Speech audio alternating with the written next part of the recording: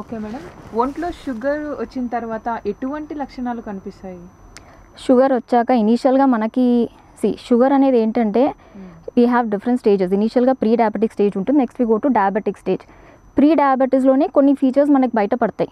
Weakness, అలసిపోతుంటారు most probably, ఎక్కువ ఆకలేస్తుంటుంది, ఎక్కువ దాహం వేస్తుంటుంది, యూరినేషన్ ఎక్కువ యూరిన్కి వెళ్తుంటారు, నైట్ టైమ్స్ ఉండొచ్చు కొంతమందికి, లేదా త్రూ అవుట్ డే టైమ్ అన్నా ఉండొచ్చు. అండ్ మోర్ ఓవర్ ఏదైనా దెబ్బలు తగిలితే మానవు.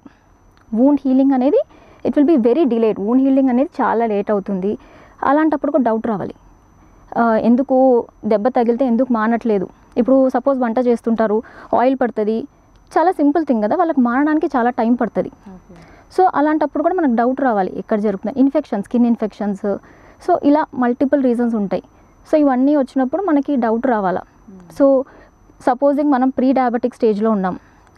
So what is pre diabetic stage? Normal levels of sugar levels ఎక్కడ తీసుకుంటాం మనం? లెస్ దాన్ 100 ఉంటే normal fasting levels.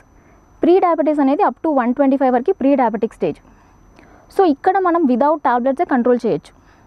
So it can be either dieting and not dieting proper, like we give some health tips అనమాట, ఏ తినొచ్చు ఏ తినకూడదు. And moreover some lifestyle modifications, stress తగ్గించుకోవడము, proper exercise, so under the guidance of doctors అనమాట. So అలా చేసుకొని control చేసుకోవచ్చు without tablets. So pre diabetes తెలుసుకుంటే it's a lucky thing for you.